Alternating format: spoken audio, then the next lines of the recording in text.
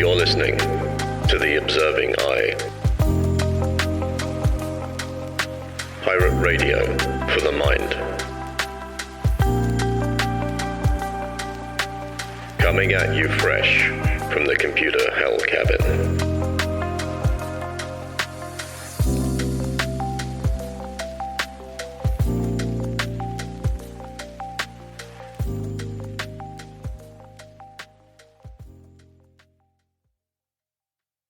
Hello, you beautiful lot.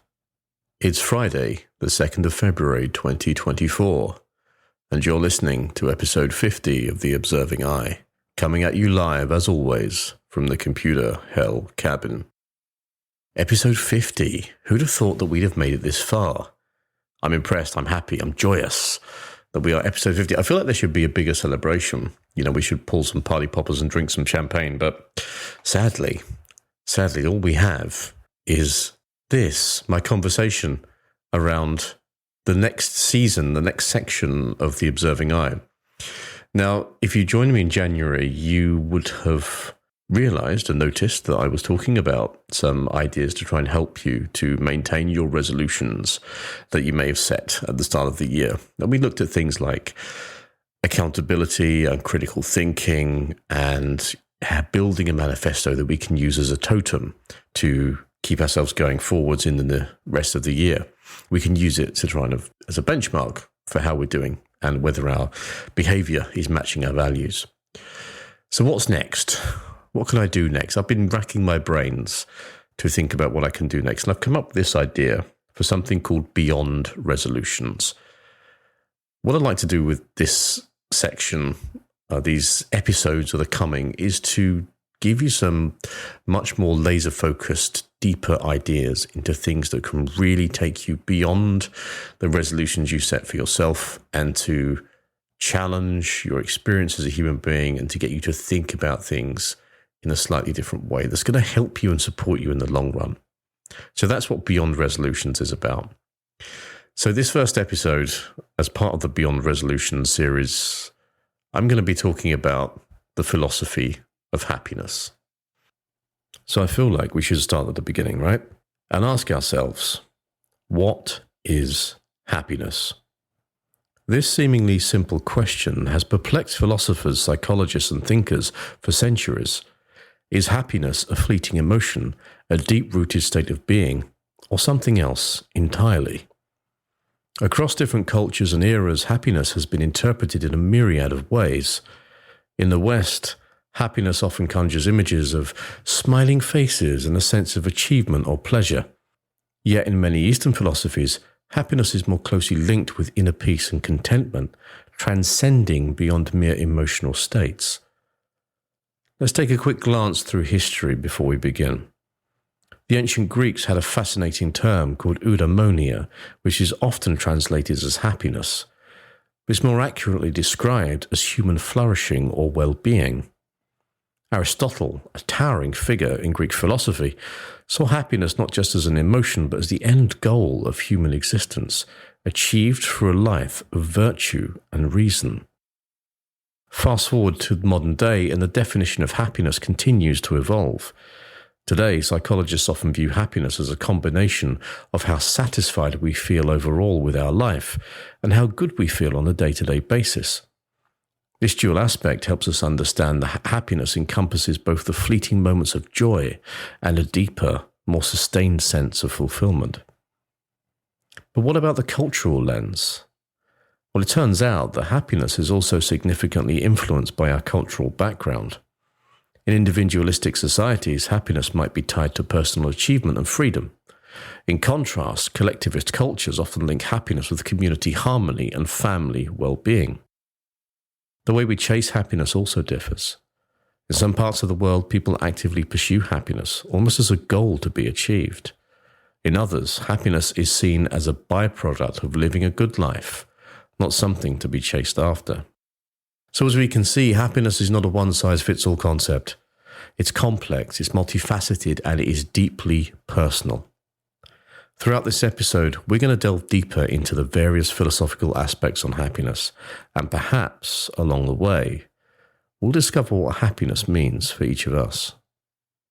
Let's dive into some of that old philosophy then. And if you've listened to these episodes before, you know I'm a big fan of Stoicism. So let's start there. Let's get the Stoic mindset on happiness. If you've not come across Stoicism, it is a philosophy that originated in ancient Greece and was later popularized in Rome. Stoicism teaches that true happiness is found not in the external possessions or pleasures, but in virtue and wisdom. It's about accepting the present moment and living in harmony with nature. The founder of Stoicism, Zeno of Citium, believed that happiness is found in living in harmony with nature and reason. For Zeno and later Stoics, the key to happiness was to align one's will with the natural order of the world. Seneca, another renowned Stoic philosopher, emphasized the importance of self-control and rational thinking. He wrote extensively about the idea that happiness is achieved through virtuous living. Seneca believed that true happiness is found in tranquility. Perhaps one of the most influential thinkers of Stoicism was Epictetus, a former slave who became a prominent philosopher. His teachings are immortalized in the Enchiridion, a manual for living a good life. Epictetus famously said, "Happiness and freedom begin with a clear understanding of one principle. Some things are within our control, and some things are not." This distinction is crucial in Stoicism. The idea that our happiness depends on focusing on what we can control, namely our perceptions, our thoughts, and our actions, and letting go of what we can't control, which is essentially anything of the external. Epictetus also said, "We are not disturbed by what happens to us, but by our thoughts about what happens." In essence, Stoicism tells us that our happiness is largely dependent on our attitudes and perceptions, not on our circumstances. Now, let's turn to Epicureanism, founded by Epicurus in ancient Greece. I love all these long words. We love getting these words in tonight. The proper tongue twisters. You should see the amount of editing I've had to do to clean up my garbled English trying to say some of this stuff. So at first glance, Epicureanism might sound like it's all about indulging in pleasures. However, it's quite the opposite. Epicurus taught that the greatest happiness comes from simple pleasures, those that satisfy natural and necessary desires, like friendship, freedom, and thought. He placed a strong emphasis on mental pleasures over physical ones, arguing that a happy life is one of tranquility, free from pain and fear, especially fear of the gods and death. This philosophy invites us to reevaluate our desires, seeking fulfillment in the simple, sustainable joys of life. Now moving eastwards, we look at Buddhism. Now Buddhism offers a very unique perspective on happiness. Founded by Siddhartha Gautama, or the Buddha as he's known collectively now, Buddhism teaches that happiness is achieved by understanding the nature of reality and oneself. Central to this is the concept of dukkha, or the suffering or unsatisfactoriness of life. Buddhism identifies desire and attachment as the primary causes of dukkha. The path to happiness, therefore, involves cultivating detachment and mindfulness. The Buddha's Four Noble Truths and the Eightfold Path lay out a practical guide to achieving the state of enlightenment where true happiness resides. Although from my experience, very practical and simple ideas, but damn difficult to practice. While these ancient philosophies differ in their approaches, they converge on a crucial point, that happiness is more about our inner state and less about external conditions. Whether it's the Stoic focus on virtue and perception, the Epicurean pursuit of simple pleasure, or the Buddhist path to enlightenment, each philosophy offers valuable insights into the pursuit of a fulfilled life. Let's fast forward now to the modern era and examine how contemporary thinkers have approached the concept of happiness. We're going to delve into utilitarianism, existentialism, and positive psychology, each one offering a unique perspective on what it means to be happy. So first up then, utilitarianism. This philosophy, primarily developed by Jeremy Bentham and later refined by John Stuart Mill, proposes a simple yet profound principle. The greatest happiness of the greatest number is the measure of right and wrong. Utilitarianism suggests that an action is morally right if it results in the greatest amount of happiness for the greatest number of people. Bentham's idea of the hedonic calculus, a way to measure pleasure and pain, reflects this philosophy's attempt to quantify happiness. John Stuart Mill further developed this by distinguishing between higher and lower pleasures, suggesting that intellectual and moral pleasures are superior to more basic forms of pleasure. Now let's shift into existentialism, one that I'm sure you've all heard of, and a philosophy that emerged back in the 20th century. Existentialists like Jean-Paul Sartre, Albert Camus, and Simone de Beauvoir focused on individual freedom, choice, and personal responsibility. They believe that happiness is achieved through creating one's own essence by authentic choices. Sartre's famous assertion that existence precedes essence encapsulates the existentialist view that we are not born with a predetermined purpose. Instead, we are free, and indeed responsible, to create our own meaning and happiness in life. This can be both empowering and daunting, as it places the responsibility for our happiness squarely on our shoulders. Lastly, let's talk about positive psychology, a relatively new field in psychology championed by Martin Seligman. This approach focuses on what makes life worth living. Seligman's PERMA model identifies 5 key elements of well-being: positive emotion, engagement, relationships, meaning, and accomplishment. Positive psychology shifts the focus from treating mental illness to fostering mental well-being. It emphasizes cultivating strengths, resilience, and positive experiences.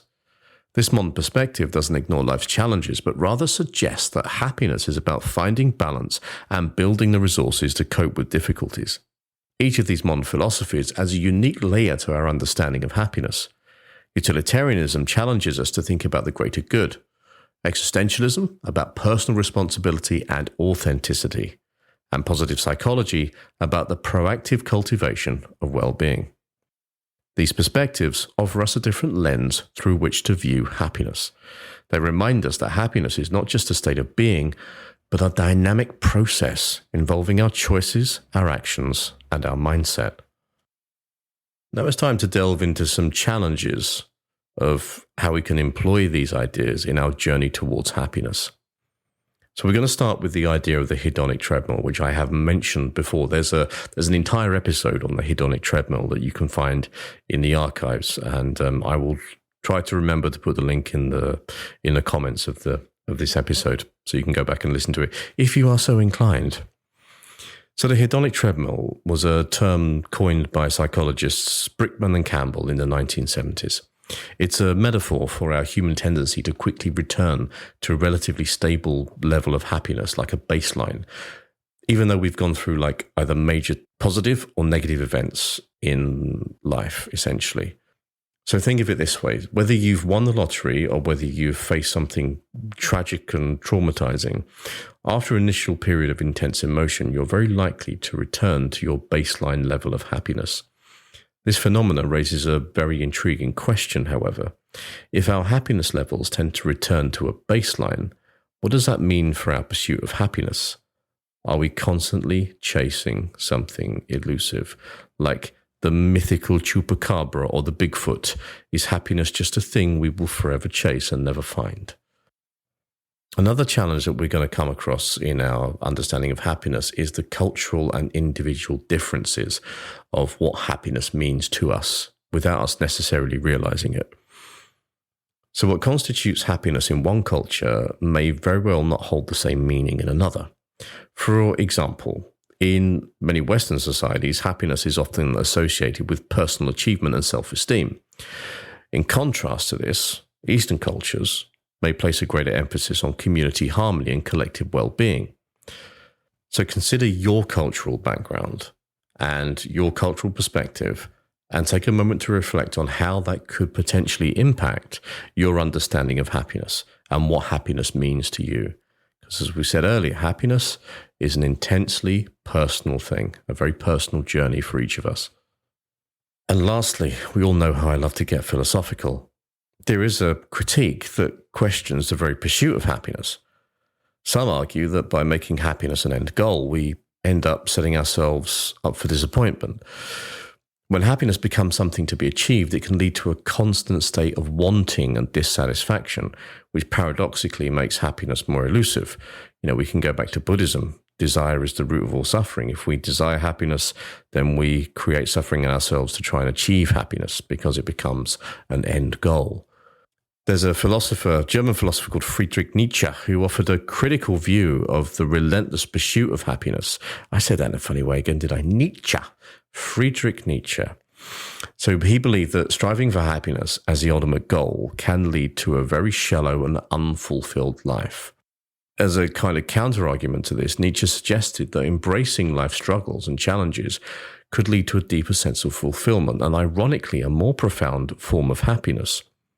So instead of seeing happiness as a static goal that we need to achieve, we might want to consider happiness as a byproduct of just living a life that's aligned with our values, of us being authentic and embracing both joy and sorrow in equal measure. So that's all the theory and background and history and stuff done. We've got an understanding of some philosophical ideas around happiness. We've got some understanding of the challenges that come with the pursuit of happiness. Let's get on to something practical, because you know that I love to give you something that you can actually take away and use and distill out of all of this sort of philosophical jazz that we go into in each episode. Things you can actually use in daily life. So from Stoicism, we've learnt the power of perception. Remember Epictetus's words, we are not disturbed by what happens to us, but by our thoughts about what happens. This teaches us resilience. When faced with challenges, try reframing your thoughts. Ask yourself, how can I view this situation differently? How can I grow from this?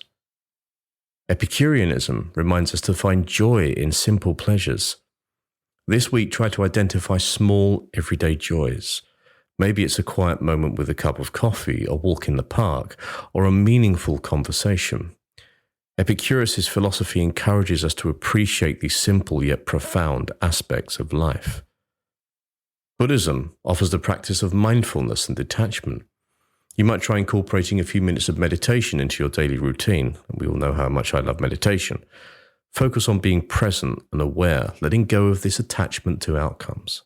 This can help us to cultivate a sense of peace and contentment. Utilitarianism challenges us to consider the greater good. In your decisions this week, think about how your actions impact others.